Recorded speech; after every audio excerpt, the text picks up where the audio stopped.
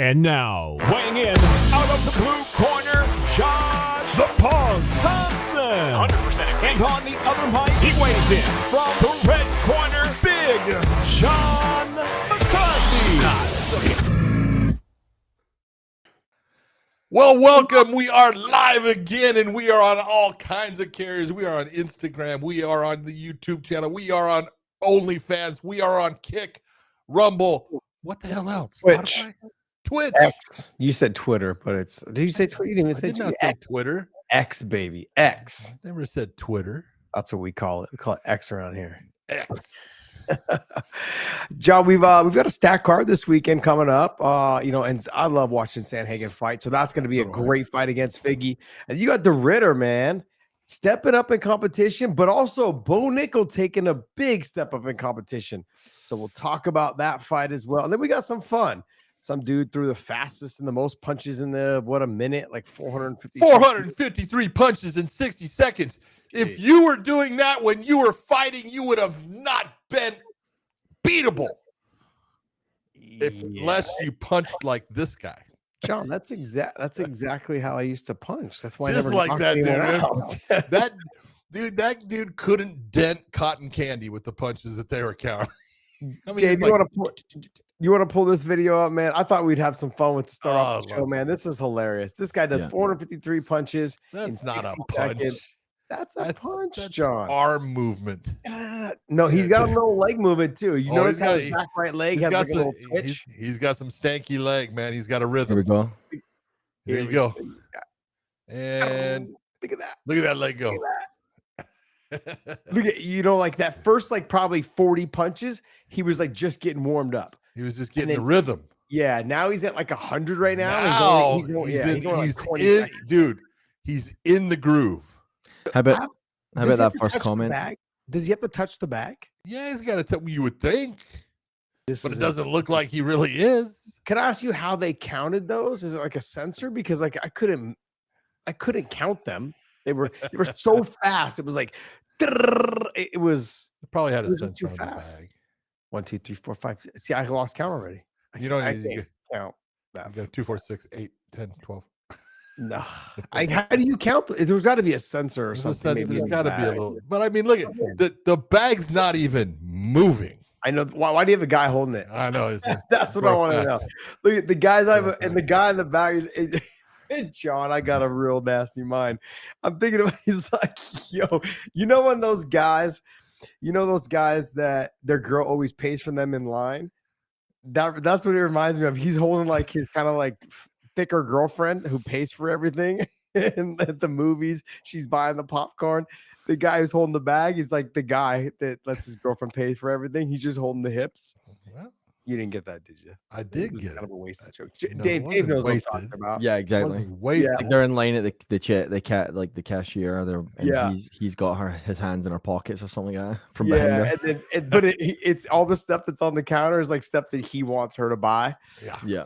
So it's a pair of sunglasses for him, some Reebok shoes are for him. But then now at the movie theaters, he's getting Reebok shoes and sunglasses. No, movie theater. Yeah, but you know the deal. It's everything, whatever it is. Anywhere they go, babe, I get paid this week. Can you get this one? It could be whatever.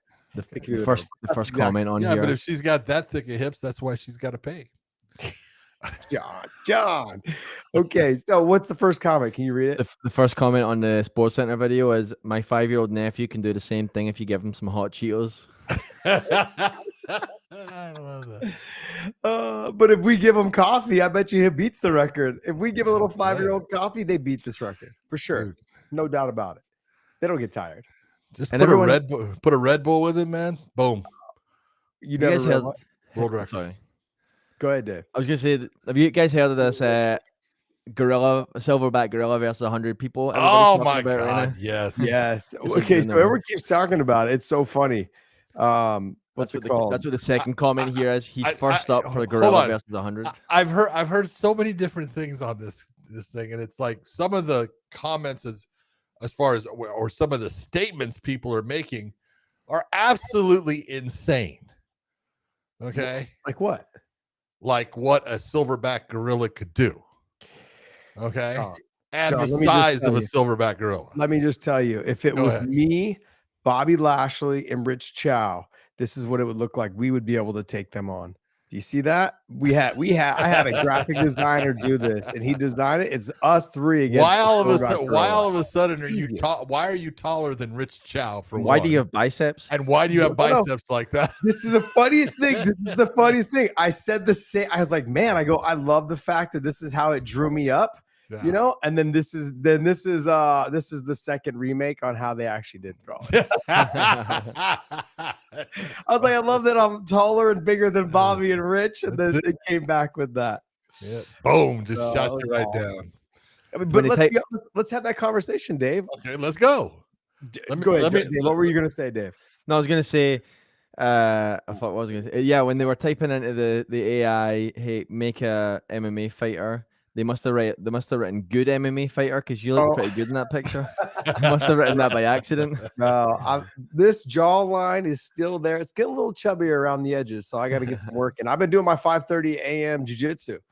Yep, last week and then this week I do it twice a week now. I got to work into it. Once the kids are out of school, I can be a little bit more, but right now just 2 days a week. You know, the wife's not letting me do anything else. Right now, 2 days a week is all your body can handle. Last week, I would say, yeah. Today, I feel good, like $1 million. I'm a little tired because you got to get up at like 4:50 to get down there. But geez, man, it's been. Last week was brutal, John. I was having a hard time taking a deep breath for like 2 days. I believe it. Yeah, it was horrible. Had all the little muscles in the middle of my back off my spine. I haven't used in probably 4 or 5 years.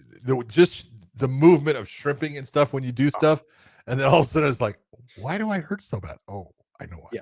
Well, then last week they had a couple black belts, obviously teaching there, one teaching there, and then a couple that were there. And I was like, and I haven't rolled with a black belt in a while. And I was like, yeah, it's just different, you know? And so, you know, me being a black belt, I was like, yeah, you know, I got this, but yeah. And then when you realize they're like, you know what, it does go away. The conditioning, the strength, everything. My fingertips were raw from the game. I was just like, oh, this is painful. You know, I had to walk around the house like blowing on my fingertips. Dude, you know what you'll find out is, you know how you if you're doing it, if you're rolling with a gi, you'll get used to, you don't really squeeze. You kind of press with your thumb. You don't squeeze with your fingers. Okay. But as soon as you go and you're away from it for a while and you go back, right away, you're grabbing with your hand and you're squeezing with your fingers. And it's like, why is my hands getting so tired? Oh, I know why.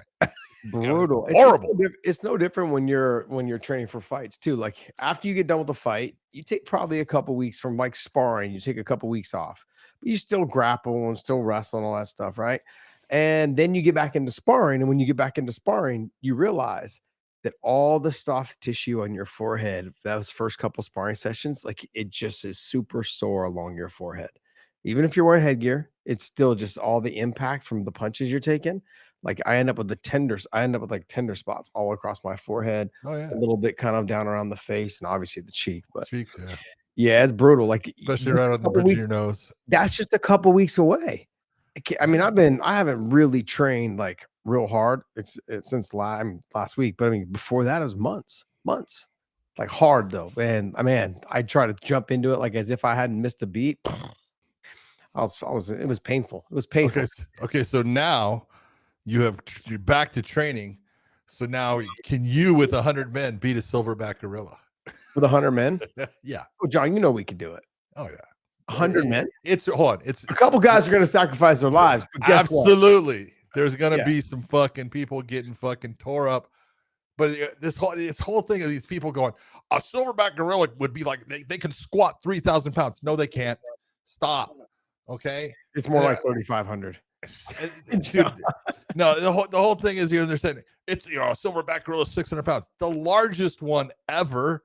Okay, a normal silverback gorilla is somewhere between 350 and maybe up to 450, but that's big and they're super strong. But they also cardiovascularly not good. They're not. That's not the way they're set up. There's all kinds of things, and you look, you go, 100 fucking men. It couldn't survive. But I wouldn't want to be one of the first grabbing a hold of it. But you're right. Like if they say, "Hey, you go first," you're like, "No, you go ahead. I'll go out for you." I'm out. It's no different. Look, silverback gorillas, I think they're obviously a lot more explosive and stuff. But if you watch the Eddie Hall fight and Pujanowski fight, like, let's just be honest.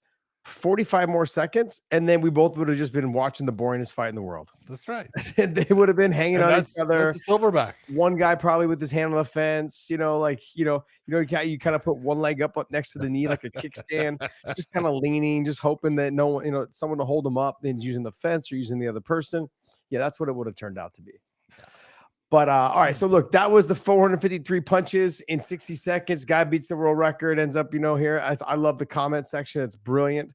But we also had something else. Go ahead, Dave. There was that other thing I wanted to chat about. The GSP thing? Yeah. Let's talk about the GSP thing. Let's do the GSP thing. All right. GSP had some comments. He did, I think, an interview with somebody. I'm trying to remember who it was. I think it was with Ariel. Yeah, it was with Ariel. Okay.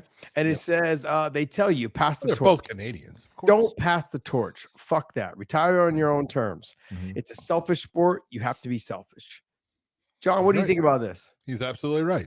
Coming from GSP, though, that's the thing. People like Mr. Nice Guy. Hold and on. then to hear him say this. This is why, everyone's got these, things about, Dana doesn't give, GSP the respect. No, Dana knows how good GSP was. It's that GSP had that same mindset when he was fighting for the UFC, and he did things that were selfish, but that's what he has to do. That is the sport itself of fighting. You have to be selfish. Everything has to be about you at times. And it's also, when he sits there and, GSP was supposed to defend a title if he won it from Michael Bisping. That was the deal. That's why the UFC gave it to him. And then what did he do? He was selfish and said, fuck that. I'm not defending this title against the guys are too big, too strong. I'm not doing it. I'm out. So, there's reasons why Dana is like still in you know what? You lied to me. Okay. But that's what happens. That's fighters. And, he'll eventually be okay with it. I'm sure he's okay with it to a point, but still George isn't going to be his best friend. I mean, how many times do you think a fighter was like, damn, Dana lied to me, but then they held the grudge? But then when Dana does it, Dana doesn't see, like when a fighter does Dana, it's not the same. It's not the same. All right. But this kind of just threw me off guard because, GSP is known to be just such a great guy, just personable, but like he's is being honest. Absolutely. And I love that when like now years removed, fighters feel like they have the ability to just speak their mind. Like, I'm not coming back. I'm never going to be back. Hey, I can just say whatever I want in a respectful way. But in this way, he understands it is a selfish sport. That's one. Get your cash as fast as you can. Get in, get out, do those things. He fought for a long time, and he fought all of the best fighters he possibly could. Come on. Yeah. I mean, to me, he's the GOAT. He's my GOAT. I know. And look, I know I'm not going to discredit John Jones' skills and all the other stuff, but GSP's my GOAT. But I love what he said. He says, passing the torch. There was something else that Mike Brown said. Was it Mike Brown? Not Mike Brown. Matt Brown said today. I think it was on MMA Junkie. He basically said, I'm tired of these guys, or I don't like when these guys announce their retirement fights, like what Dustin did, what Anthony Smith did, and what Robbie Lawler did. He's like, look, there's some guys that can do it. Robbie Lawler was able to do it. It's like, but for Anthony, it didn't work out. He's like, and then now Dustin's doing it. It just comes down. He doesn't like it because you're already got one foot out the door is the mentality, but that's not always true. No. I mean, I talked about this last week. I said, I thought honestly that, that a fighter, you can take it how you want it. When you step inside that cage, knowing it's your last one, it's that last walk. It's that, first off, it's the last training camp, which most of us are happy it's done, right? The training camp is the worst part. But if you knew that was your last one, like I didn't know mine was my last one. So I didn't run an extra mile. I didn't hit pads one more time. In my mind, like if I knew that was my last one, I would have done a lot more during camp. Not that I didn't do. I thought I did a lot. You did what you were supposed to do. I always do what I'm supposed to. Always, almost always. almost always. There's been times where I slipped up, obviously, but the bottom line is that he was trying to make the claim that when you step inside that cage, you got one foot out the door if you've already announced your retirement, and that person that you're in the cage with, he's got 2 feet in. He's all the way in. He's inside that cage. He's ready to lock the door. For me, I also feel that fighting with that sense of freedom, had I known what my last one was going to be, I would have loved to have fought that fight. I just would have loved to have fought one more, not for the win, not for the loss. The most free fight I have ever fought. And to me, to this day, it's probably still my favorite fight, is the second Gilbert fight. I fought so free. I lost, but I fought free. I loved every second of that fight. I was so happy to be in there, defending the title. It felt so good to be in there. And just let it all hang out, man. Like, I literally came out in the 5th round, just wanted to just gunsling it, because I knew I was down. I knew I had to get the knockout to win. I knew, or the submission, whatever. I had to finish the fight. And to fight that way, just there's something so free about it. And I'm sure that these guys that are known for doing that, the Michael Chandlers, the Dustin Poiriers, the Dan Hookers, they can probably agree, like, I don't give a shit, man. This is what I do. And there's that freedom that they love. I expect the same thing out of Dustin when it comes to him and Max, this third fight, and in his retirement fight. I think you're going to see you'll see the same fighter we normally see, but there's going to be that little extra. There's going to be that little extra to be exciting. There'd be that little extra of risk taking. He wants to win and go out on top, but I think no matter what, it wouldn't change much of what we're going to see. We've seen that same hard-working Dustin Poirier his whole career. The guy that's going to gunsling. Okay, let me ask you this question. And you can tell me if it was different when you were actually competing from the way you see it now. But what is your view as far as how much, if you were going to give percentage-wise, percentage of physical, percentage of mental when it comes to the fight? Oh, okay. So look, I know a lot of guys say, oh, it's like 95% mental, 10% this, or 80% mental and 20% physical. The bottom, to me, in reality, I say bottom line too much. I got to stop doing that. I catch myself all the time. So if you guys in the comment section, every time I say it, take a shot. Take a drink. Okay? Take a drink. All right. But it just comes down to my mental is only good when I know that I'm physically in great shape. Okay. They work together, John. I'm not saying they don't work together. That's why I'm. But if I didn't do the work, what does the body run the mind, or does the mind run the body? Oh, I think in camp, the mind runs the body. I think in everything, the mind runs the body, because your body will physically give up if your mind allows it to. I wish I could say that that's true. But if your mind doesn't give up, your body will continue to go even when it's damaged. See, John, to me, that's not true. Okay. The reason, and I'll tell you why. Yeah. I've told this story before, and I will tell it again, because I know that every platform is listening right now, is that there was a moment in the Pat Healy fight in the 3rd round. You were the referee. Yeah. He throws me and takes me down in the 3rd round. I had to win the 3rd round, and I was kind of winning the 3rd round, and I knew if he took me down, I was probably going to lose the 3rd round. I had 2 fractured ribs in my sternum. I could barely breathe. I was winded to all hell. And as he took me down, I said, I go, it's okay. Like, it's okay. Just stay down. I go, like, something's really wrong in your chest. I didn't know they were broken, but I figured something was really wrong. I couldn't move, and it was so painful. And as I'm saying that, my body's just automatically getting up. My mind was telling me to quit. I was like, just stay down. Just literally like Rocky and what was your mind telling you to quit? Or was that part of your conversation with yourself? But your mind was saying, I can't do this. No. My body was telling me, my mind was telling me to quit. And my body was already working its way back up the fence. It was just natural. It was just reaction. Look, years, John, no different than my last fight. Headbutted, hit the ground, like basically like, okay, what happened? But then just automatically just started to get up in a technical stand-up, got up properly. That's exactly why they did not overturn your fight. Yeah, but true. Still, but you know what I mean? Like, it's just in 22 years of doing warm-up exercises 6 days a week, your body's naturally going to do those. It's going to react to those motions.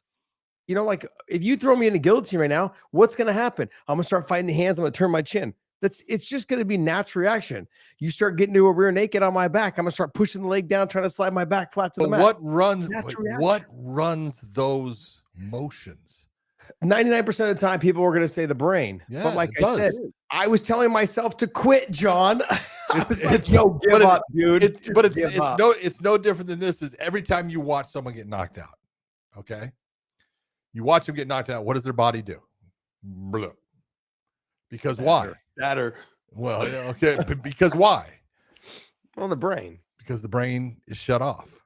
So it is always the brain that's running the body. I always used to have a saying that, is the body will readily go where the mind has already been. And what it's telling you, when you've already put it in your mind, I'm not going to quit.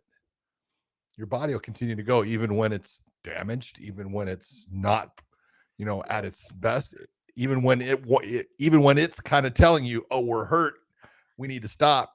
But your mind says, no, we're not going to stop. So I don't know. I hear it all the time, both ways. So yeah, for me, like I always prided myself on like, don't give up. And mentally, I felt like I was extremely strong. I went through a phase where I was mentally weak. There was like when I first started training with Frank Shamrock and Bob Cook and those guys, and Frank would always just try to choke me and let it go, and I would panic. But it actually helped me learn a lot to learn how to relax within that choke. Yeah, you panic because you think I could die. Well, because if you have time to panic and like tap, you've got time to still get out. That's right. That was Frank's mentality. And that was one of the things that I picked up from him and Bob Cook was like, if you got time to tap, you got time to like, oh, let go. And, make squealing noises. You got time to work your way out of it. Yeah. And I was like, I mean, there were several times I thought I was going to go to sleep and just was patient with it and turned the chin and was able to wiggle a little bit and get out. And it worked. So, but there's, like I said, a mentally weak early in my career shaped it. Like I knew I could run. I knew I could do all the hard work. But in those tight situations, when you feel claustrophobic, those are the times when people panic. And then I was one of those guys. And then as I went through my career, I just learned how to relax in those situations. But in that Pat Healy fight, I literally told myself to quit, John. I was like telling myself, something's wrong. You're going to know you probably got broken ribs, And I was telling myself, everyone will understand when the news comes out. And as I'm saying that, I'm posting my hand. I'm bringing my knee up. I'm leaning against the fence. I'm literally, my body's working its way back up to its feet. And it was just, it's funny that you say that. It's something that always sticks in my mind. I was trying to convince myself to stay down. My body was like, not today, son. Get up, dude. Yeah. Get up. I didn't hear no bell. That horn has not sounded yet, bitch. No, I just can't. It's funny. I go think back and I think about that fight. I think of the Rocky and what's his name? Mickey. Yeah, man, that's what I thought. It was just so funny. I was thinking, I didn't hear. What are we waiting for? Yeah, exactly. But I just thought it was kind of from Matt Brown. Matt Brown. Yeah. That to say that and to feel like kind of the 1 foot out, 1 foot. I think it works differently for every fighter. Every fighter is different. Some guys are kind of on the way out, and then like they want that one last hurrah. They want to, they want people to appreciate them, and I understand that. Guys like Robbie, I think Robbie never really enjoyed fighting. He was really good, but I don't think Robbie ever loved fighting. I think he loved. I actually think near the end he did. I don't think when he was young he did. Yes, that maybe I should have cleared. I can get on that. I can get on that bandwagon there and agree with you. I agree with that. I think that when he was younger, it was like, but at a young age, we think that way. We think, and you think it's going to be there forever. I'll come back when I'm ready. Yeah. And then that's one of the things I kick myself in my own ass for is I should have fought a lot more than I did, and I was trying to enjoy my moments too long instead of just staying busy and active. But that's one thing that I appreciate about Habib and Islam and Umar and Usman and, all the fighters that come from that Dagestan area that I've trained with. They want to get in and get out. They've dedicated themselves since they were young kids to Sambo, then made the transition into MMA. And at 19, 20, 24, 27, they're already fighting for titles. They're already world champions. And they're like, look, I'm going to hold this thing until 30, 32, 31. And then I'm out.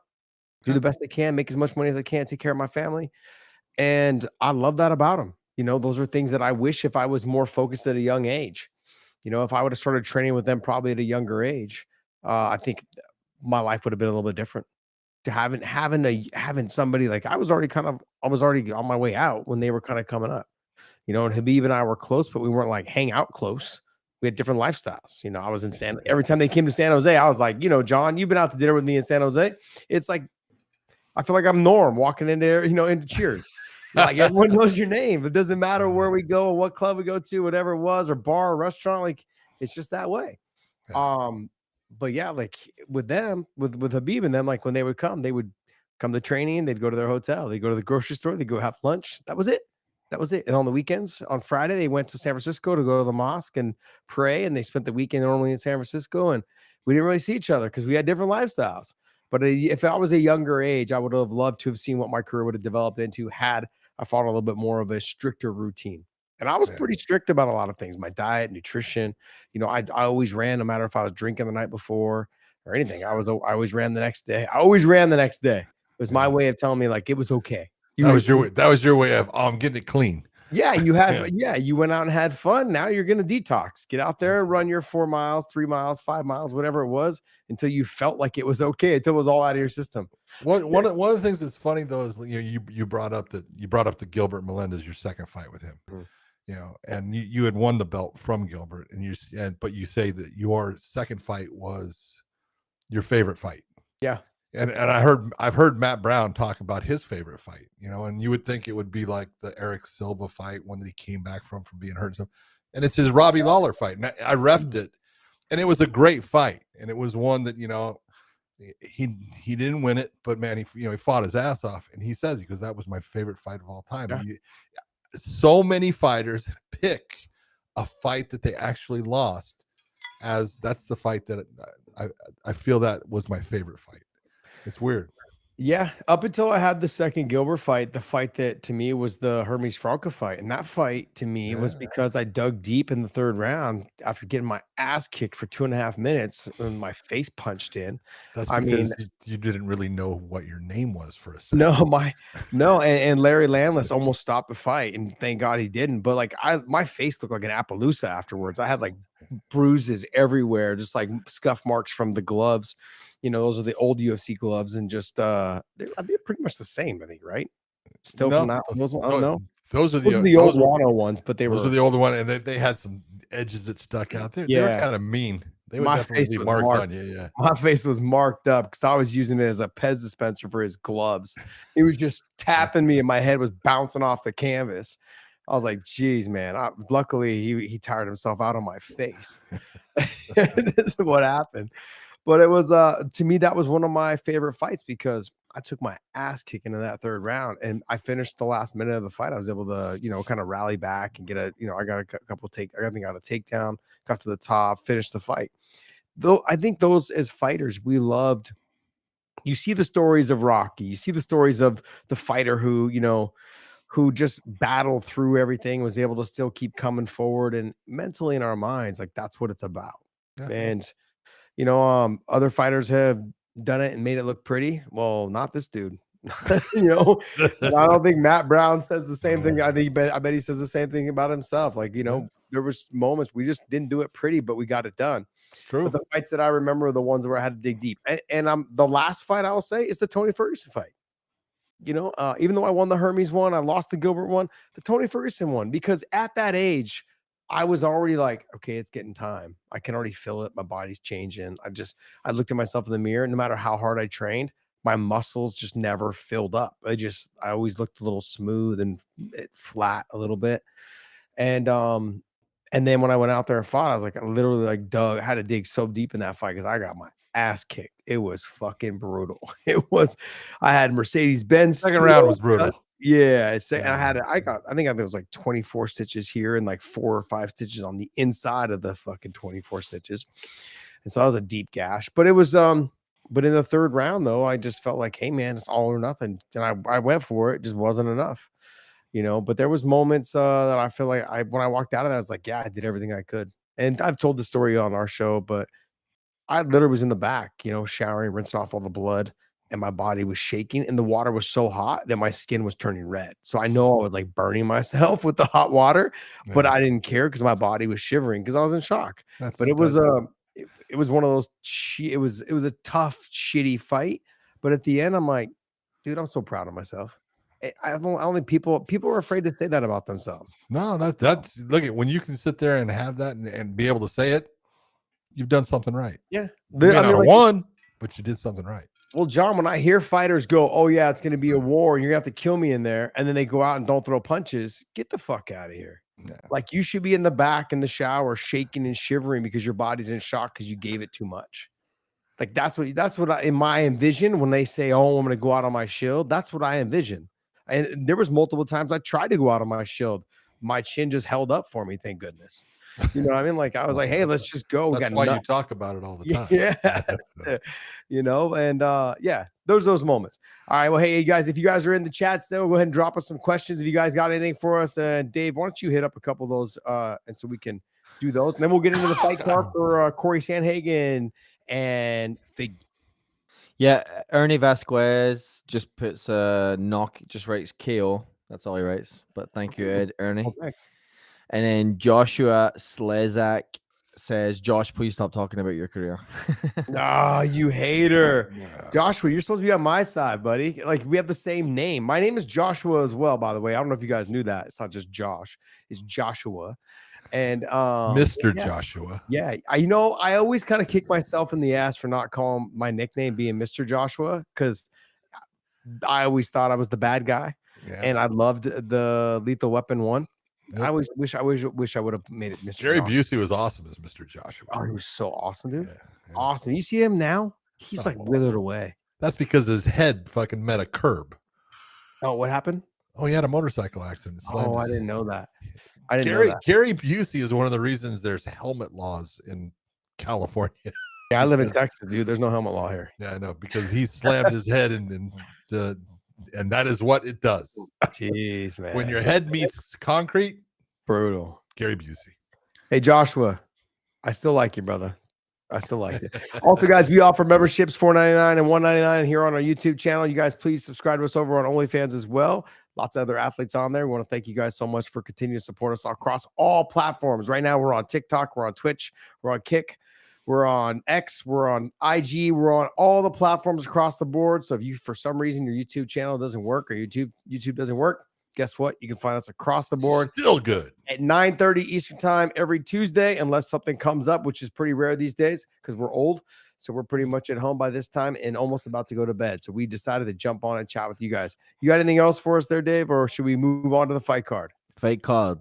Let's go fight card. So Corey Sandhagen versus Devison Figueiredo. UFC on ESPN is what number is this? Do we have a number? Because it always tells us 67. It's UFC Iowa or something like that. I got you. Yeah, this is from Iowa, yeah. So it's not. Yeah, Des Moines, Iowa.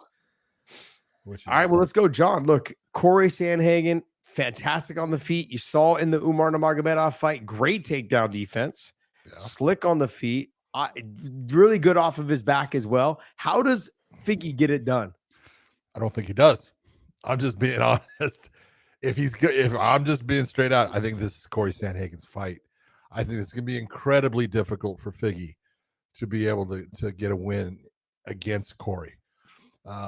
The one thing that Figgy tends to do is, when he has to work hard and he has to, utilize that wrestling that he'll do at times, he burns energy and then he starts to slow down. And that's going to kill him against some. Corey doesn't slow down. Mm-hmm. Corey's a machine. Corey just keeps coming. And so I really look at this as, man, for Figgy to get a win here, which obviously he can. I'm not saying he can't, but he's going to have to land something, that hurts Corey and take advantage of it and get rid of him fairly early, somewhere in the first, second round at the latest. Once the fight gets past midway through the second round, I think it's bad news if it's gone that far for Figgy. Yeah, I think the size. Yeah, not only the size, the skill set. This is true. The skill set of Corey's, people don't understand how slick Corey Sandhagen is. His stand-up is technically really good, and he throws a lot of well-timed knees to the body, to the head. He just does things based upon being a guy that is way too tall for 135 pounds. He is he's able to do a lot. You talk about that tall, long, and lanky, body style. Well, he's a guy that has it for a bantamweight, and he's just good everywhere now. Yeah, I mean, Figgy's come a long way since 125. I think the weight cut was killing him. I think this is his real weight class. The thing is, the guys above him, he was able to get away with his power and obviously his strength and his speed a little. He was pretty fast for 125 pounder as well. Yeah. But the technique is just too much right now against Corey Sandhagen. Corey's got too much technique. He's too slick on the feet. Figgy also being the shorter fighter, the knees up the middle. I mean, we've seen how devastating Corey is with the knees, the boxing, all of those things. He's going to be able to put it together really well. Really well. The other part, when you look at it, you go back and if you watch Figgy, and I'm not saying it's going to happen in this one, but his technique when he starts to get tired really starts to change, especially with his takedowns. And he starts bending over instead of changing levels with his legs. He's bending over at his waist, and that's just absolute. You can't do against Corey Sandhagen. Yeah, he will make you pay. Umar was having a hard time getting takedowns when they were fresh. He was having a hard time getting takedowns later on in the fight.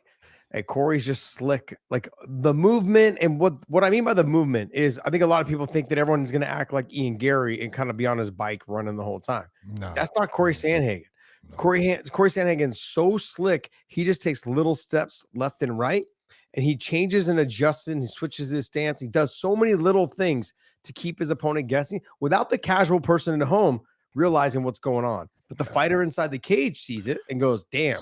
Yeah. How do I attack and they hesitate because of it, and it just carries on. And it's look, there's certain guys that you look and you go, man, this guy should have been a champion. But he's run into a couple of fights that the Aljamain Sterling, he just got his back and was able to take care of it. And he's had those fights, the Umar fight. You look and you go, hey, this could be a tough fight for him, and it ended up being that. But it was tough for Umar, and he had to get through a lot of situations. Corey Sandhagen has had special moments. The knee against Frankie Edgar. God damn, that was one you looked at, and I was like, that was the second time I think I'd seen Frankie get knocked out, because the first one was against Brian Ortega. Yeah, and when that happened to Frankie again, it was like, look, you just knocked out one of the best. And you did it in a way that was flashy, the technique was beautiful. It was a beautiful setup. He set that up. And that's what makes him freaking just so good, is he's always looking for those moments, and he is waiting on those moments that he's already put into his mind of, when he does this is what I'm going to do. And he just acts upon it. No, I'd agree. Like the other thing too with Corey is when he'll make, like I said, he'll make those adjustments on the feet, but what he's good at creating distance. Yeah. So what he'll do is he'll take your distance and he'll change it though, but based on what he thinks you're going to do. He'll switch his stance, or he'll just like kind of do a little shuffle step, and then he'll just step left and right to create a different distance level. Or snap a jab, and then he'll threaten the knee, just kind of fake the knee up the middle a little bit. He'll just kind of lift it a little bit. So as if you're a wrestler or you're someone that needs to rely on the wrestling because you can't stand with him, which I don't think Figgy can for very long. No. He's going to have to continue to wrestle and brawl pretty much. He's going to have to press Corey to the fence. He's going to have to make it a dirty, grimy fight and not get caught in the mix. It's going to be a very difficult fight for him. Very. But John, if you're talking about how do you think that Figgy not just gets it done, but in terms of what are the avenues? Let's just go with him. What are the avenues he would need to take to get this win? For Figgy, look, he's got to mix it up, and he's got to utilize his stand-up to get to grappling situations. He's a good grappler. He's got a great top game, and if he can get on top, he can do damage. He's got good elbows on the ground. His ground and pound is actually really solid. He's got a good submission game, but he likes to beat people down and wear them out, and that's his way of winning this fight. If he can get on top of Corey Sandhagen and keep him down, he can do damage to him. He can slow Corey's offensive output when the next round starts with it on the feet, and he can go back to doing those same things again. So, I mean, it's amazing, when you look at, two guys, and look at Figgy's good. He's really good. It's just sometimes style-wise, you look and you go, stylistically, this is not an easy fight for you to win. Yeah. It's going to be tough. No, Yeah, I don't think so either. Look, if you were to say the over/under on this, going the distance, not going the distance. I don't think it's going to go the distance. Okay, and then how does Corey get it done, or Figgy? You already said how Figgy needs to do it, but what about Corey? I think Corey getting it done it's going to get into that third, fourth round. Mhm. You know, at least right at the end of the third, but right towards the fourth.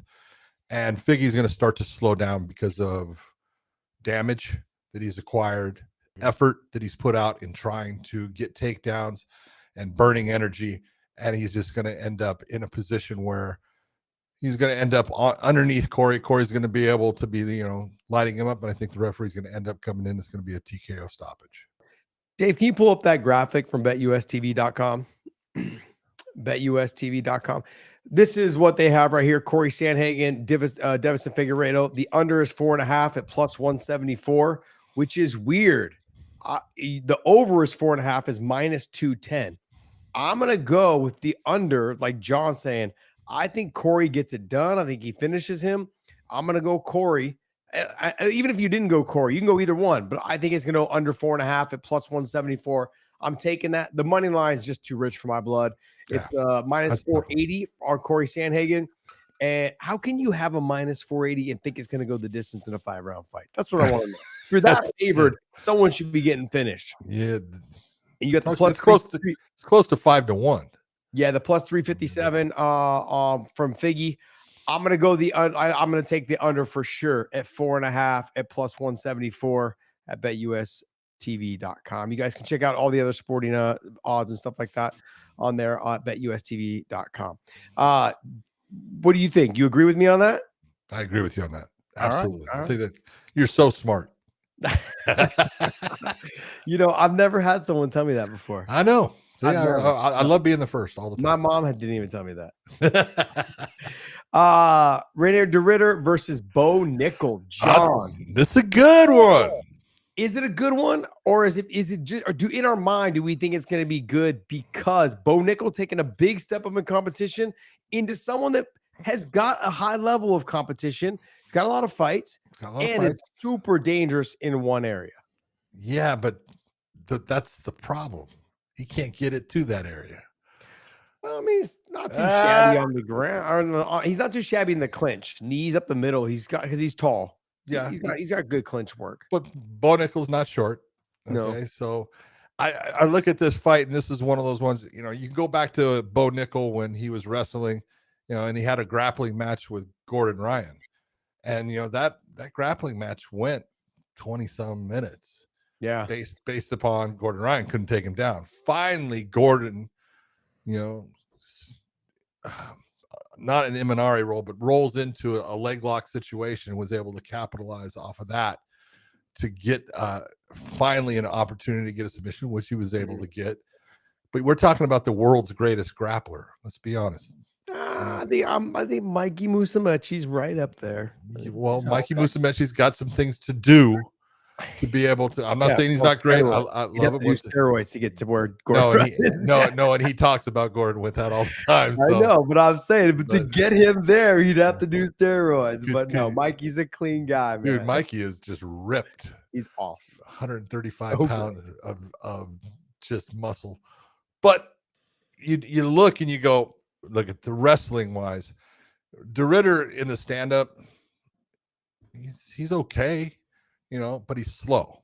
He doesn't have fast hands. He doesn't have fast footwork. And Bo Nickel is still a fast twitch athlete. He moves well. His stand-up is not bad. You looked at his last fight, against Paul. And it's one of those, a lot of people were disappointed in it, but it was smart. It was a smart fight. Why are you going to go to the ground with a guy that's his specialty? Well, this is the second one in a row. And I honestly think that the Paul Craig fight kind of helps Bo Nickel in the fact that it set him up for a game plan for now DeRitter. And he was able to work his way all the way through, a full game plan in that fight, see what worked, see what he could have done better. And now he's going to have the same basic opponent. Yeah. To me, he was almost, it was written out for him in a very clean fashion to have, the fight against Craig, and then now this fight against DeRitter, two very similar opponents. That's unusual. You get that back to back. No, I would agree because now it doesn't feel like you have to change too much in your training camp. There you go. And then you're just progressively getting a little bit better and defending the takedowns that someone would attack legs and how they get to the clinch. Now, there is a difference between DeRitter and Paul Craig on the way that they attack. Paul Craig literally just throws himself on his back sometimes to try to pull you into guard. Yeah. DeRitter will take shots, like shouldn't be ill-advised, take shots to try to get into the clinch and then like try to throw you down. And he uses his length for a lot of his takedowns, trying to like trip the leg, hook and sag on you a little bit. He has the over-under. He likes to grab the head and go the over-under a little bit like how DC was. He's just nowhere near. Yeah, but he doesn't have wrestling. He has no level of wrestling. You go to his, you can go. There was a grappling match that he had with Cade Rotolo, right? And you go and you look at his inability because Cade Rotolo was the one that was attacking in that entire grappling session. And you saw that when DeRitter would actually look for a takedown, he wasn't able to get that against Cade. And if he wasn't able to get it against Cade, he ain't getting it against Bo.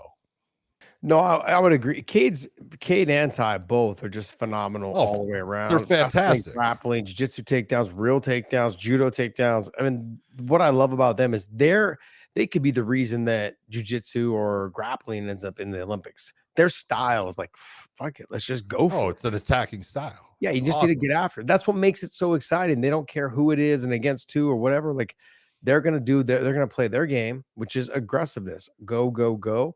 Transition after transition. I love that about him. Bo Nickel, though, I think he's going to have to keep this thing on the feet, obviously, sprawl and brawl. Not saying he can't go to the ground with him. It's just ill-advised. He can go to the ground enough to kind of make space, ground and pound, get his ankles out of the way, keep his and if he starts to open the guard, DeRitter does, then he needs to back out, let him up, and then mount the offense again. DeRitter needs to basically just close that distance. He can't be in boxing range with him and not into the clinch. The clinch is where the least amount of damage can be done, or on the ground. But I haven't seen enough of a sample size on Bo Nickel's ground and pound yet to say whether he's got vicious ground and pound. If he does drop DeRitter, does he follow into his guard to try to put him away? Or does he back out and say, no, get up. I got to try to finish you here, because he's still not comfortable enough or doesn't know enough about DeRitter's grappling game to jump into the guard. So there's a lot of questions to be answered. Could this be a snooze fest? Could be. Again, go back to Bo facing Paul Craig. A lot of people were disappointed in that fight. I wasn't.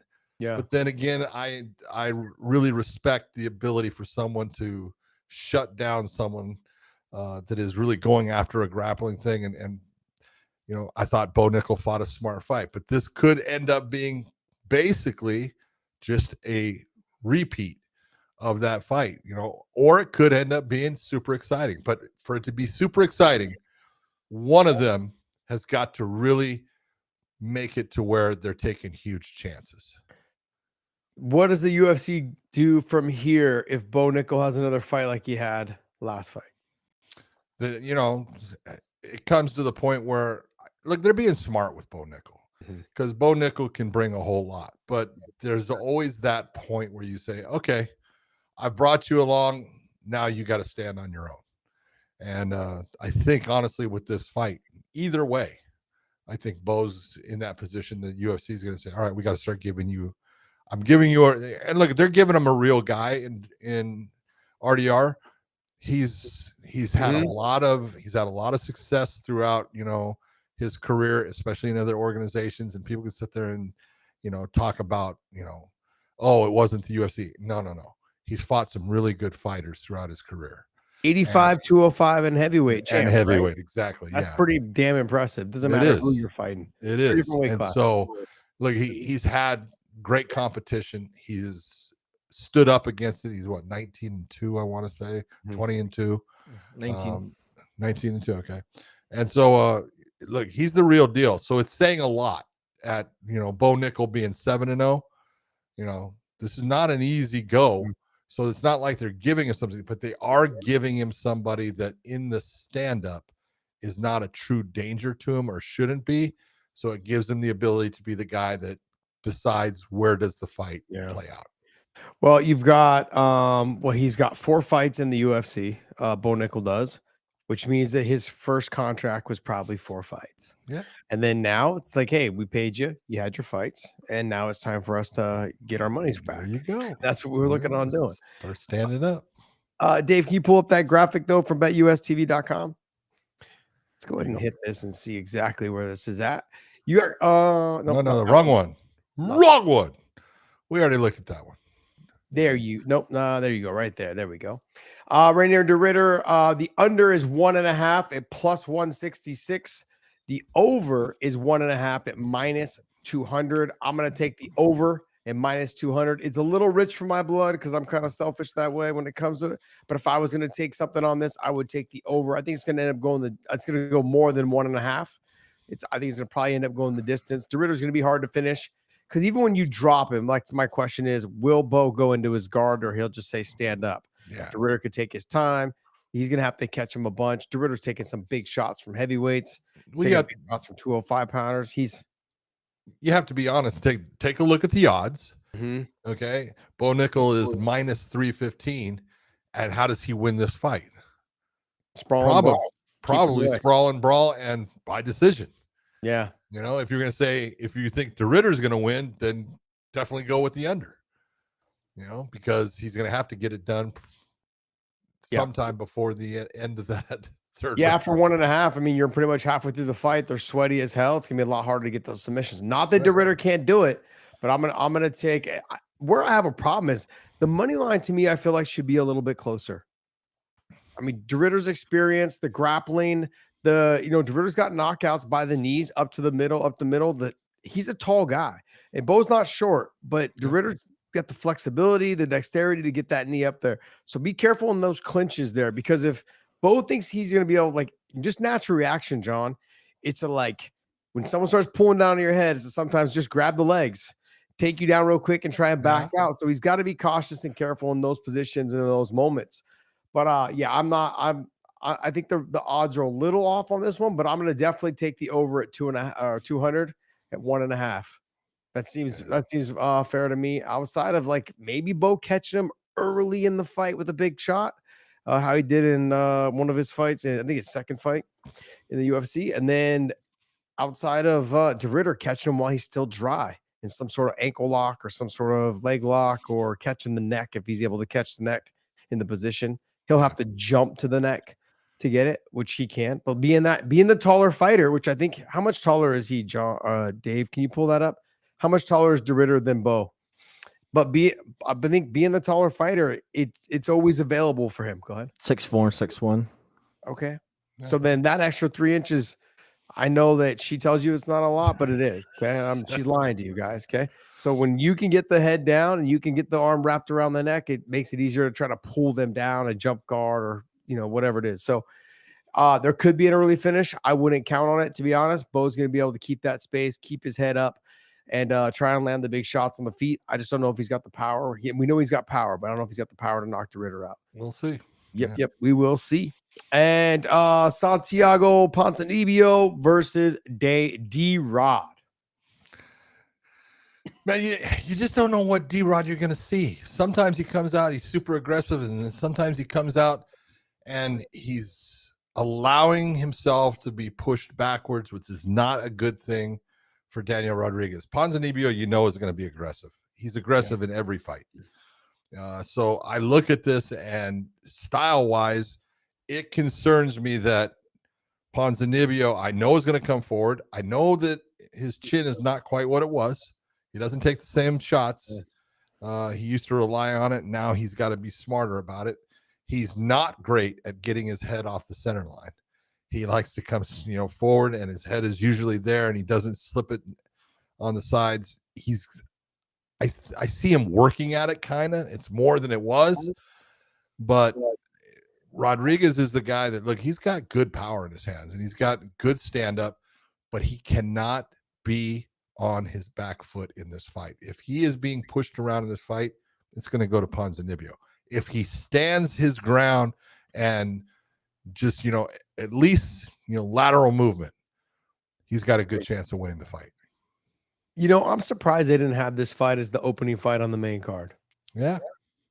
Only based on the fact that neither fighter can afford to take a step back, and both of them fight better when they're going forward. Absolutely. And it just makes sense for both of them to stand. Like honestly, Ponzinibbio, I haven't seen him in a fight where it was a fun fight to watch, where he was going backwards. When he goes forward and just like forget it, those are the best fights, fan favorite fight type thing, you know. And D-Rod, he's got everything, man. He's good on the feet, he's got good boxing. He's just got to come out there and throw it and sling it. Can't let the guy dictate, can't let Ponzinibbio dictate what he does inside that cage. Those are this is one of those moments, like whoever can implement their will inside the cage is going to win this fight. Now everyone's like, oh, that's the rule every single time. No, that's not true. No. The person who implements too much will sometimes walks right into a guillotine, sometimes walks right into some sort of, knockout punch. Just because you're overly aggressive and trying to implement your will doesn't mean you're going to have success. This fight, though, I feel like Ponzinibbio has the most success when he is implementing his will, pushing forward, really getting after it. His sloppy style of fighting makes it difficult for other fighters to deal with who are a little bit more technical. They're like, man, that punch is coming from weird angles. Oh, the kick, this, that. So he's difficult to deal with, and I think D-Rod can handle it. It's going to be a fun fight. I think it's going to be a really fun fight. No, I agree with you. Yeah, it should be. I would hate for it to be a super exciting fight, and then you have Bo Nickel go out there, sprawl and brawl and stay on the outside, and 3 rounds of snooze fest. I would hate all that excitement just right before the main event. The main event's like, wow, man. So, Montel Jackson versus Daniel Marcos. Dude, I think this is an incredibly good fight. This is one of those ones, Montel has been in the UFC for a while now, and he's had some big wins. His last win was against Damone Blackshear, and just had a beautiful win there. And you look and you go, man, he's so talented. But now the guy he's taken on, man, Daniel is good. Undefeated so far in his career. I mean, he hasn't been in the UFC that long. He's got like 4 or 5 fights in it, but he's looked good. He's beat guys like Adrian Yanez. I think that was his last opponent. So, I mean, he's in that, driver's seat. We just saw John Castaneda fight just last week, basically. And, he's got a good win against him, but he isn't finishing people where Montel is finishing people. And that's really where I'm looking at. I'm not saying he has, but in his last, 3 or 4 fights, most of it have been decisions and stuff. So that it's kind of saying you're getting to that point where the competition is leveling out. Yes, you're undefeated. So I think this is a great test for Daniel against Montel Jackson. Yeah, I would agree. For you. I think Montel Jackson, though, has the upper hand, just the athleticism on the feet. He's got the power. I think he's got more power than Marcos. And I think, look, coming off 2 knockout wins, Montel Jackson is the confidence. Yeah. Now he can't afford to fall in love with it. I know it's easy to fall in love with your power, because at least that's what I've been told. I never had it, so I don't know. But it just comes down to like his athleticism, his speed, all those things are going to keep him in this fight and potentially get him over the top in this fight. And so I think Daniel Marcos he's good, but remember the Giannis fight, he beat Giannis, but it was a split. Yeah. Was it a split? Yeah, it was a split, I believe. Yeah. And so that being said, like, look, Giannis is a good fighter. He's like on a rocky thing right now. He's kind of up, he's down a little bit. But I think Marcos is a good fighter as well. I think that Montel Jackson, though, right now is at a different level. The confidence is different. He's been fighting fantastic, so I agree with you. What do you got? I got like a hair or something on my mic. Jeez. It was like tickling my never mind. I'll shut up.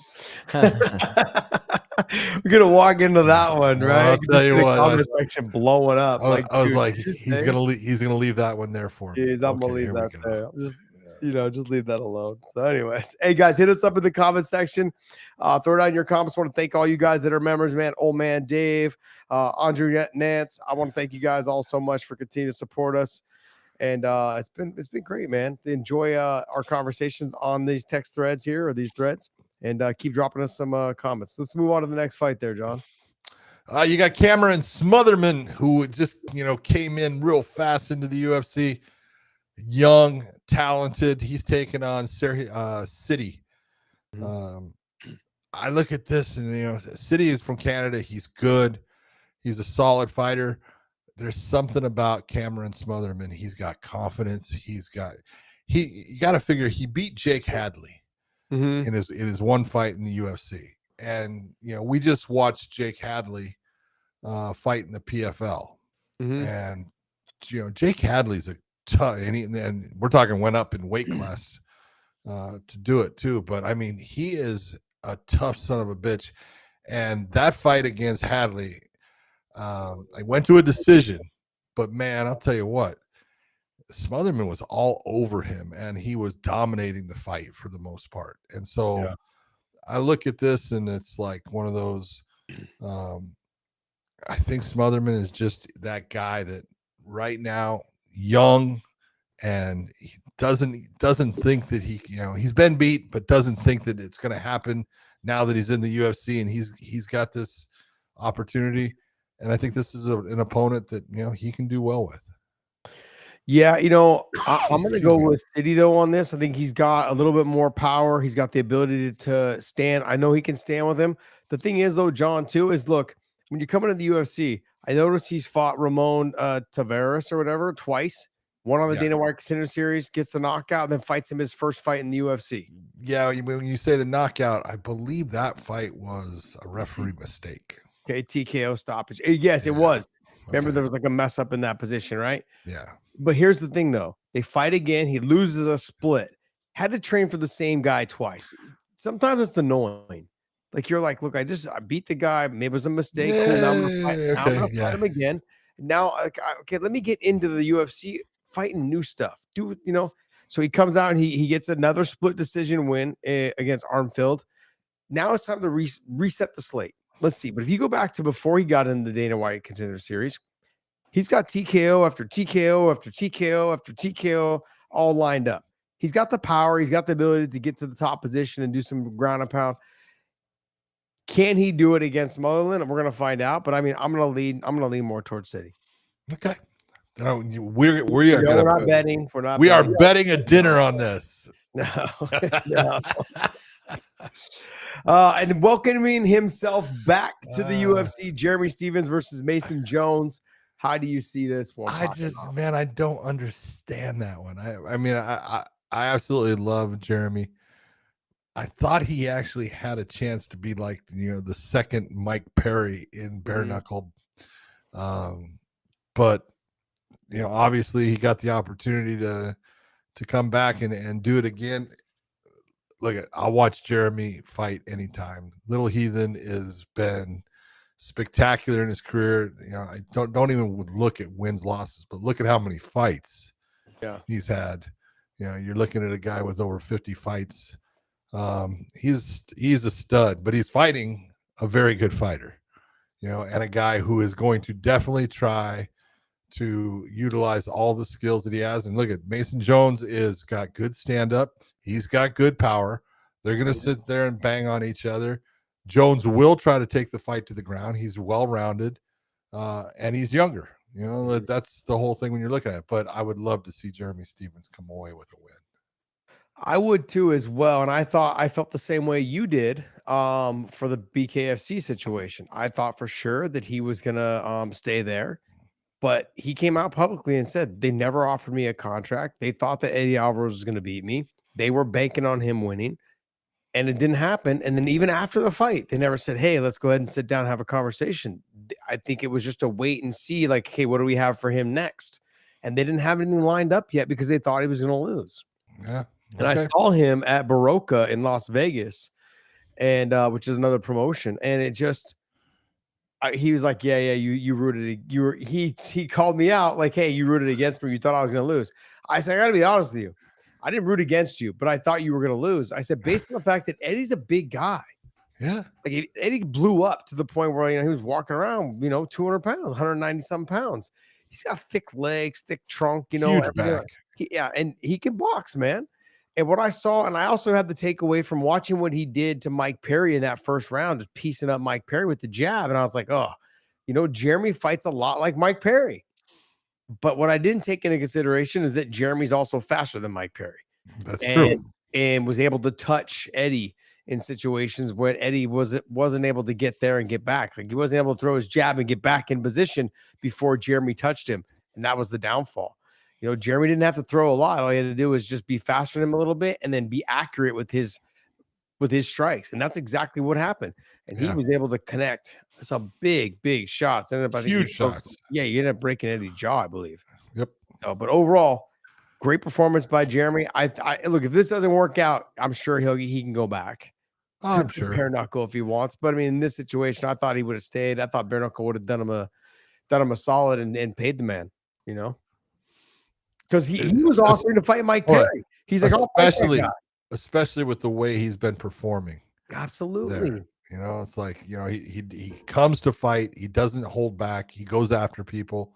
He's got good. He's always had good power in his hands. Well, here's the thing though. Look, BKFC to me, I love watching it. It's like one of my favorite things to watch, but you guys got to have some name value there. Yeah. And if you're going to have your name value built there, right? Whether it's Mike Perry, whether it's Jeremy Stevens, people now are starting to really want to sign these guys to 2 or 3 fight contracts, at least those ones, because they've done you, but like none of them were under contract. That's why he was Mike Perry was able to go and fight Logan Paul. That's why Jeremy Stevens is able to go back to the UFC. Like if you would have signed him to a 2 or 3 fight deal, like, look, let me go ahead and the UFC did this really well. Is that, look, if we're going to give you a big money fight, we're going to sign you to an extension. Like that's like when I signed with them from all the fighters from Strikeforce, when they came over, they renegotiated all of our contracts so we could be under a new contract under them. And they wanted to add 2 or 3 fights because none of them damn contracts are guaranteed anyways. So like you look at it and it's going to be, the whole thing is whatever is going to happen with bare knuckle, but Jeremy Stevens coming, Jeremy was born in, I think, Des Moines. So he's coming home. Yeah, no, that's just, it's smart call on his part by taking this fight, knowing that it's in Des Moines, Iowa. Yeah. Yana Santos versus my girl, Miesha Tate. I know this is one of those ones that's Yana Santos kind of started off more as a striker. She's really turned into a grappler, which is Miesha Tate's strength. So I think that, both of them are going to look for positions of advantage in the clinch, getting to the top position on the ground. And, the real question is with Miesha, I think both of these ladies are mothers now too, but Misha's what, 38 years of age? Yeah. Is she in that position where it's still important to her? She retired for a while, came back because it was important. She wanted to go, but now it's in that, is this where you want to be? She says she does. So I believe her. She definitely has still got, the grappling ability. Her stand-up is not fast, but she's actually pretty accurate. She's kind of like Jake Shields. She lands things that you think she's never going to land, and it's just the way she goes about doing it. But this is it's going to be an interesting fight. I give Miesha I give her the advantage on the ground, no doubt, but I don't think she has the advantage on the feet. Yeah, look, for me, I just enjoy watching her fight. Known her for a long time since she was young. To me, she looks physically a lot better than when she was champion. Yeah. I've said this for the longest time that women get better with age. In this situation, she's 30, I think 38 years old. She stepped away. She had 2 kids, I think she's married now and she's doing her thing. All that stuff set aside. Once you get a foundation of like, hey, kids are now a little bit old enough, daddy daycare can take care of them, while I'm in camp and doing my thing. Johnny will handle it. Yeah. Then it works out, and that's no disrespect to him. Like he's doing doing something so she can live her dream and I'm sure bring money to the table. But she's phenomenal, man. She's a phenomenal athlete. She's a phenomenal person. Yeah. Love watching her fight. And obviously there's a little bit of history there. Like love watching her fight, man. Known her for a long time since we came up from Strikeforce days, and even before the Strikeforce days, the whole Northwest situation. She's from that Tacoma area. Yep. And so man, fantastic. I'm looking forward to seeing that fight. John, is there any other fights on here you wanted to give mention to? Yeah, I do want to say the one that is also on there is Marina Rodriguez is taking on Jillian Robertson. That's a hell of a style matchup because one is going to be trying to stay on her feet in Marina, and Jillian's going to be trying to get it to the ground. Jillian on the ground is fantastic. So that's an interesting matchup in the strawweight division for women. I think it's going to have some implications because if Jillian gets the win, it's going to really bump her up. No, I would agree. And if Jillian doesn't get the win, do we see maybe a Jackie Amarin fight? Yeah, good possibility. You brought that up the other day. Good possibility, and that'd be a great fight.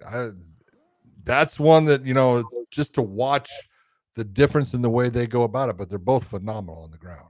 There you go.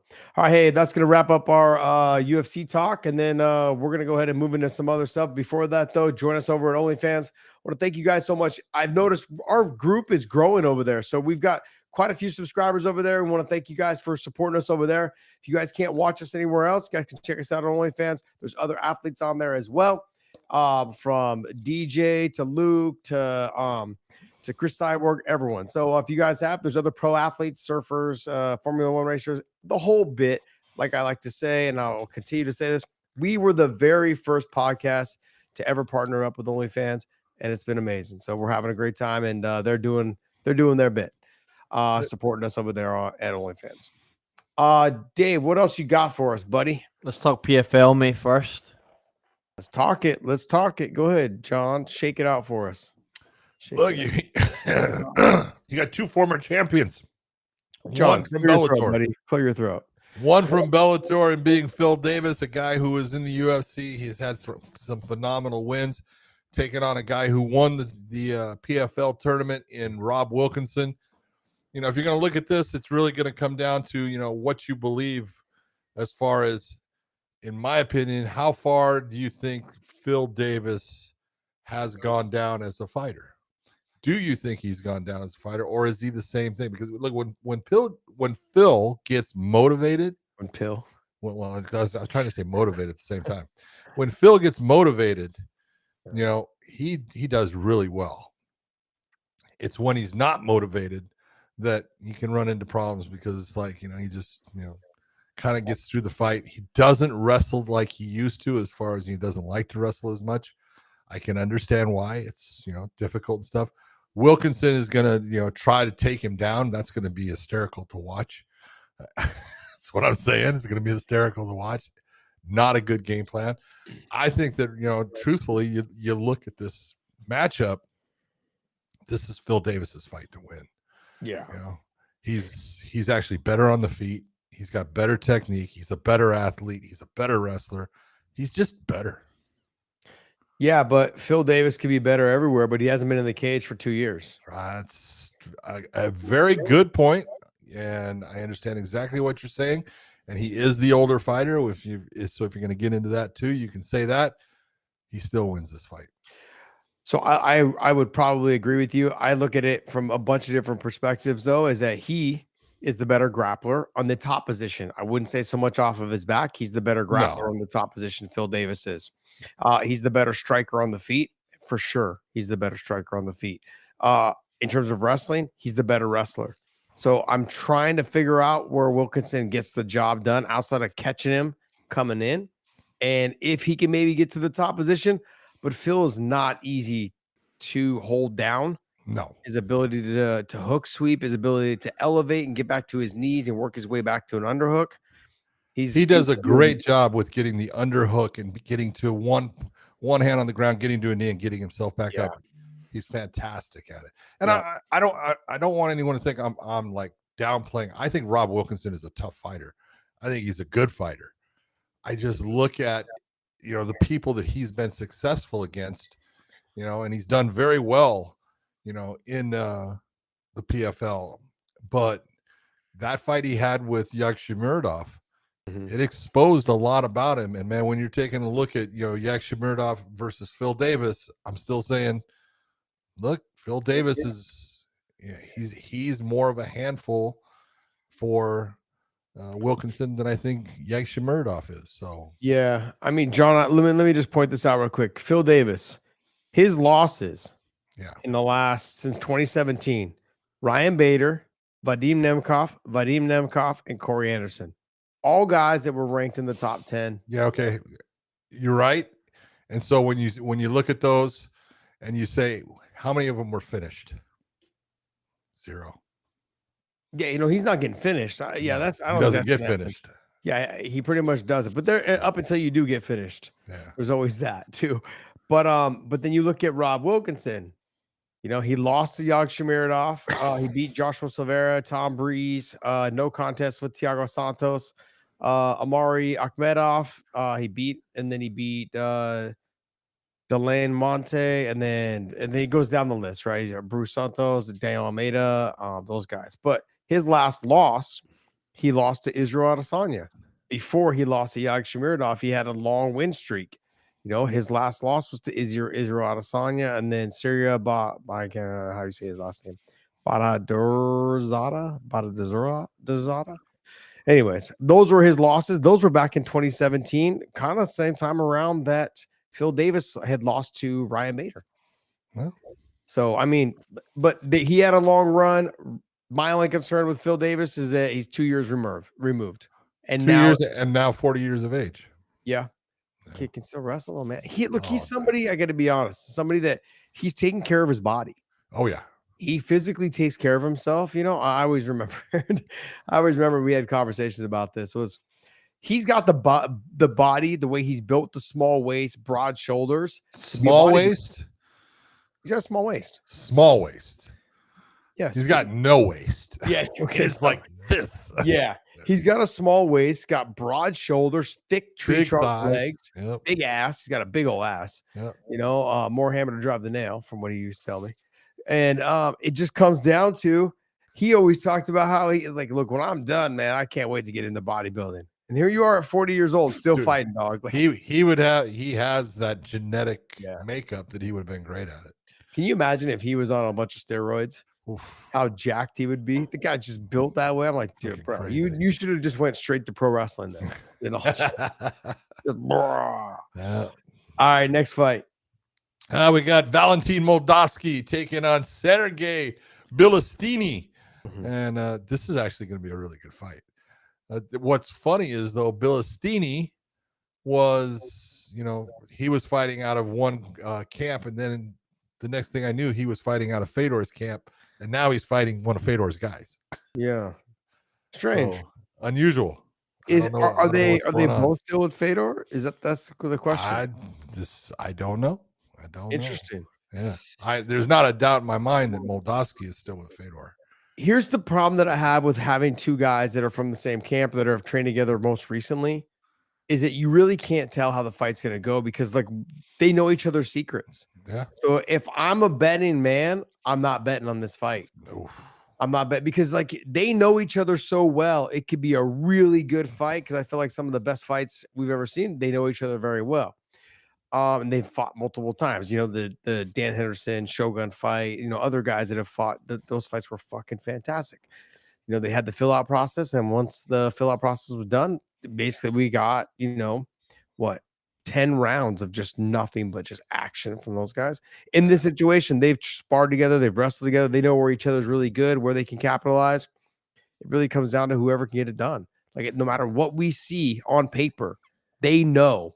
So they're going to try to make those little changes, and what we know is not going to mean shit, because they're going to make some adjustments so that the things that we know they're comfortable with they're not comfortable with now against this opponent. That's true. One of the big differences, though, in this is Moldavsky. Look, he's good, and he maintains usually going throughout the fight. Bilistini is explosive, got a lot of power in his hands. He's got a submission game. He's not going to submit Moldavsky, I don't think, but he can hurt him in the stand-up, because we've seen Moldavsky get hurt, a couple of times. So that's the real question. Can Moldavsky get it into the second part of the fight? Second part of the rounds. Next fight, Carl Moore versus Antonio Shoeface Carlos Jr. Carl Moore has a problem. It's called cardio. He had a problem with that one cardio, that one fight. And then his next fight, he looked fantastic. Yeah, against Corey Anderson. Yes. I mean, he changed my mind in that fight. Exactly. And I'm being honest. If it wasn't for that fight, I would say, I think, Antonio Carlos Jr. is the the guy that's going to take this fight. He's in for a tough night. Yes, he is. Against Carl Moore. Carl Moore will stand with him, no doubt. Obviously, on the ground, I got to give Antonio Carlos credit. He's fantastic there, but Carl Moore's not bad either. No. And he's got a good submission game. He can keep himself from getting hurt.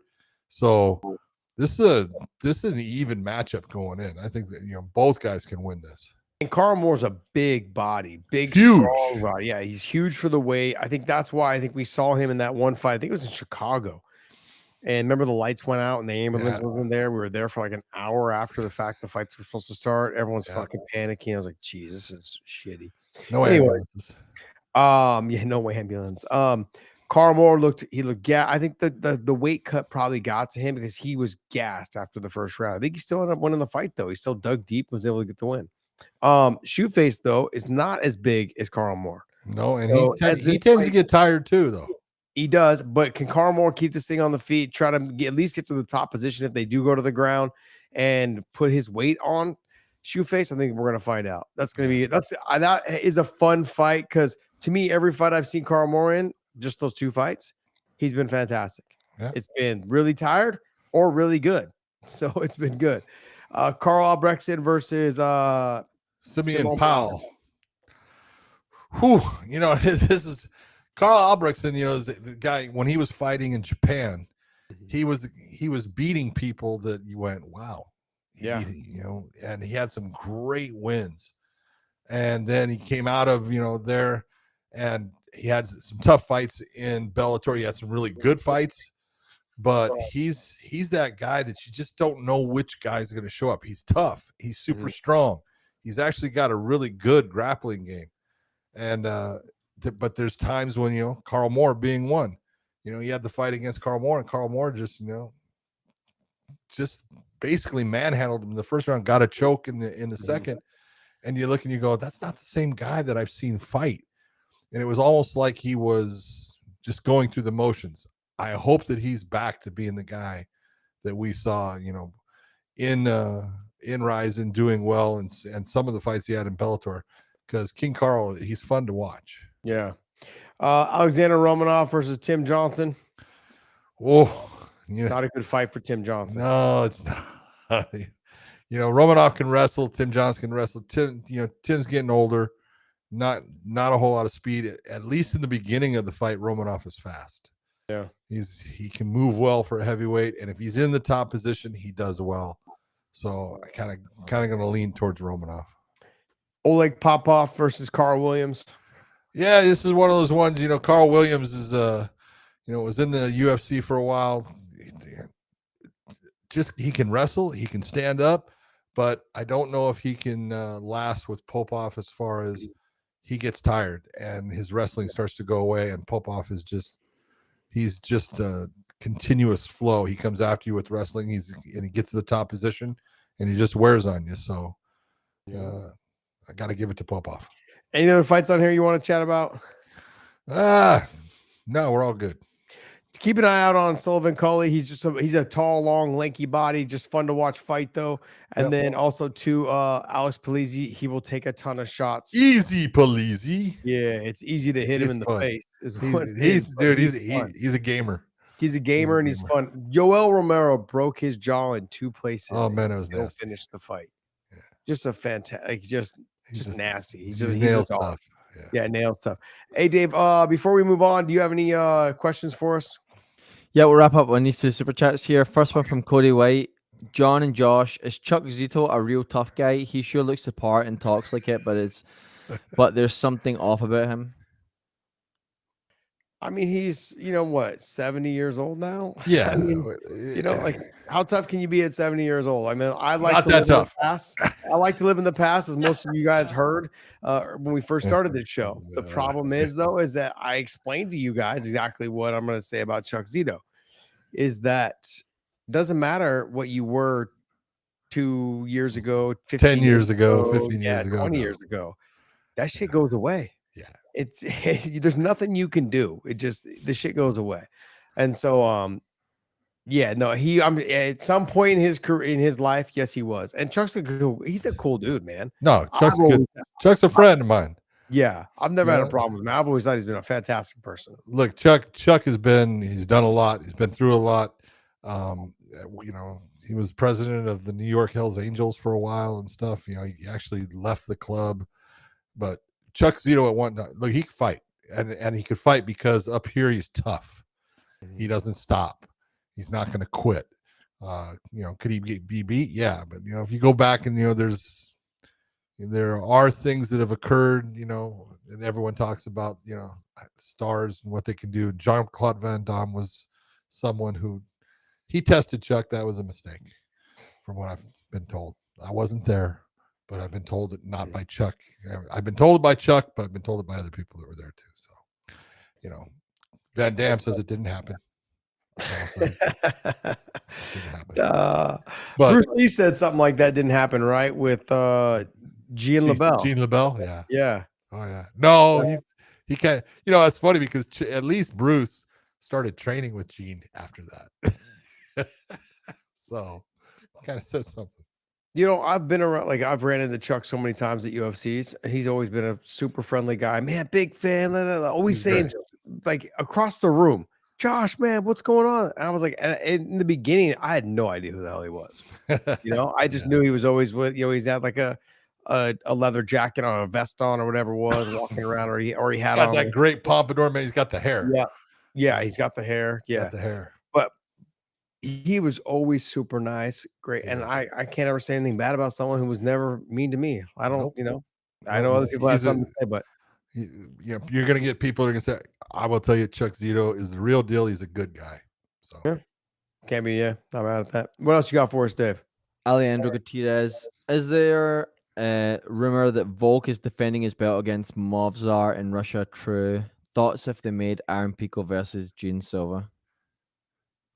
I haven't heard the Aaron Pico Gian Silva fight. I haven't heard that yet. Also on top of that, the Movzar in Russia. I honestly, I was told that they're not doing any fights in Russia until the whole war thing is done. Yeah. Now, I don't know how that. I don't know. It makes sense because remember they were supposed to do a fight in Russia and then the war started.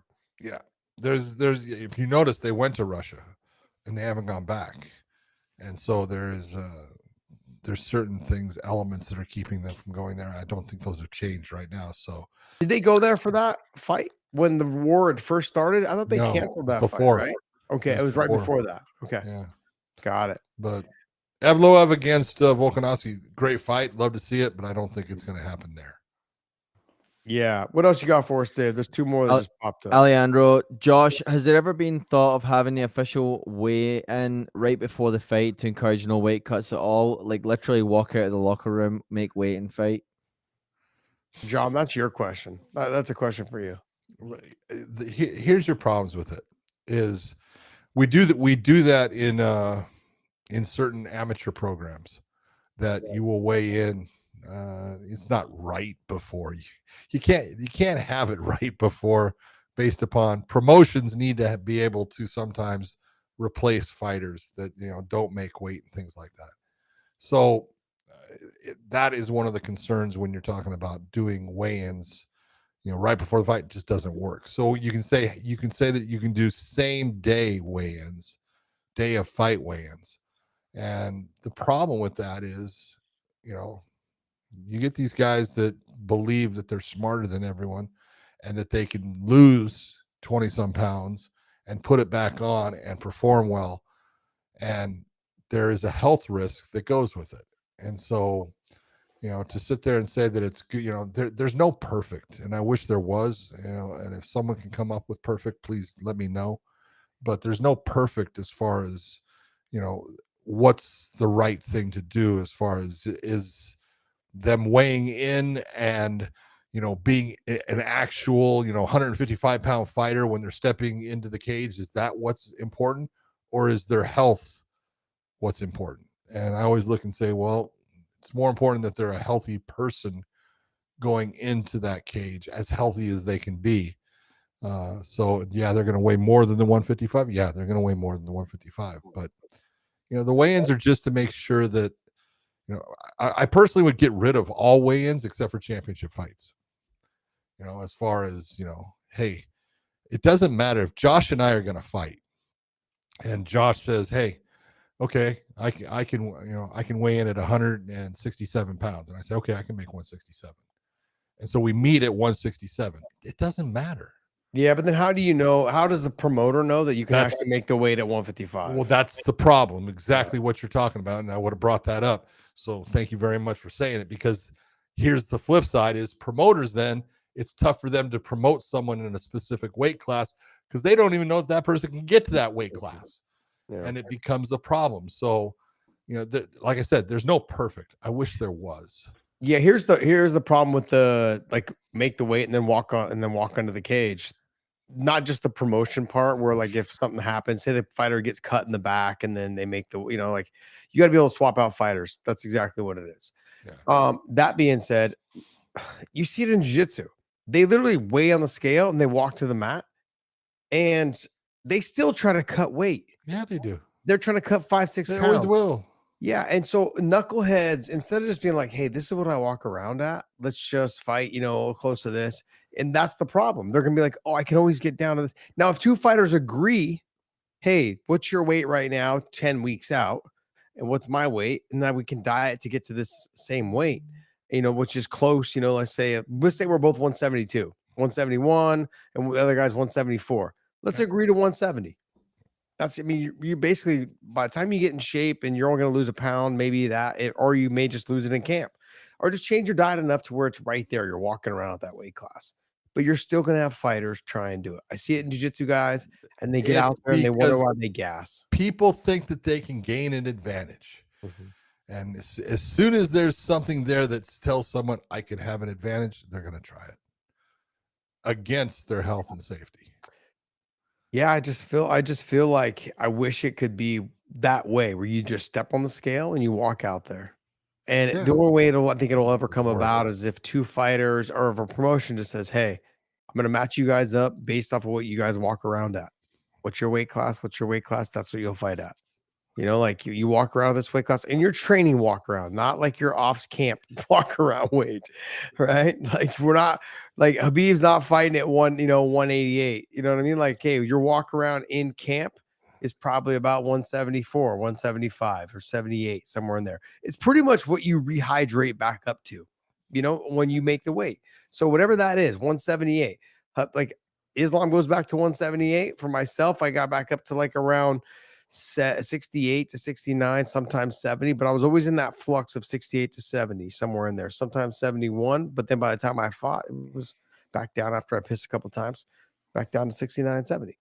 So I think if you can find a way to do that, but I just don't think you can. There's one more there. It says, Sandeep Singh, Josh, can you just admit Habib used to ragdoll Islam?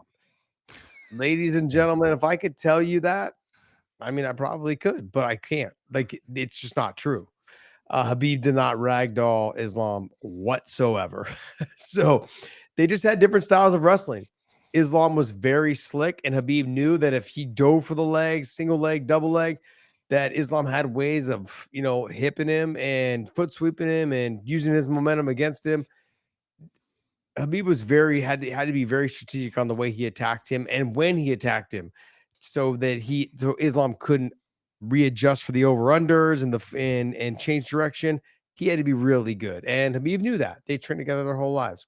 So Habib had to make sure that he got in deep enough on body locks, deep enough on the crotch, you know, on the lifts and all those things to actually get takedowns, or press him to the wall in the corner, suck him off the wall, those type of things. Those kind of takedowns he had to be very slick at. And it was all about the entry. He had to sell the stand-up to get in deep enough on the takedowns. And that's very difficult to do against somebody like him. All right. Alejandro Gutierrez. This is the last one, guys. Could there be no weight limit BMF division where everybody can fight anybody they choose with the approval of the commission, like early UFC days? John, that's a question for you, buddy. Absolutely no. I'm just, you know, this is, you need to understand this is why. When you have a regulatory body, an athletic commission, they are the ones that are allowing these fights to be legal. Okay. And when they they look at everything and they say, well, what do we do to make it to where we take as much as we can as far as the safety of the fighters and make it as safe as we can? What are the things we do? Well, they have to do, certain testing, and they go through medicals. And then one of the things is we don't match people that aren't close in size. Well, right there is your whole thing. There's a difference. And the reason we talk about it is, we have absolute divisions like in jiu-jitsu. Okay. And you can do that. Josh and I can grapple with each other because I'm not punching Josh in the head. Because when I punch Josh in the head, there's 270 pounds coming down on Josh, where when Josh is punching, you're lying about your weight again. You're about I just put myself actually a little bit above 295, 268. So, but it is that difference of how much weight there is, and it's not that Josh can't hurt me. He can, but it's a matter of they're looking and saying, I'm not going to let a 270-pound person beat on a 170-pound person. That's crazy. Because, what the human body can only take so much. And this is the difference when you watch, straw weights in women, and you see them punching each other all the time. And for a lot of them, they don't go down, they don't get hurt, and they're taking those shots. It's because of the amount of torque and weight that they can put into those punches is different than the bigger weights can do. Yeah.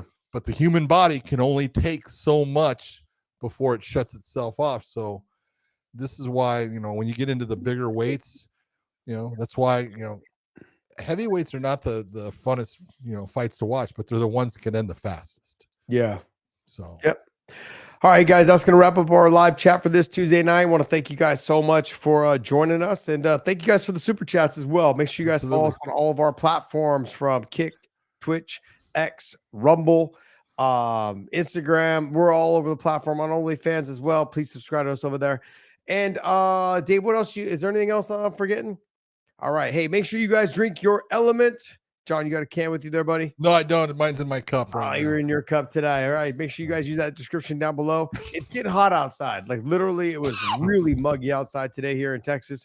So you guys are sweating more than you guys believe. Stay hydrated. Stay salty, my friends. Use that link down below. They'll give you a bonus package with every purchase in that link. You guys can revisit that link anytime you guys want. And every time you guys purchase from that link, they will give you a free bonus package with every purchase.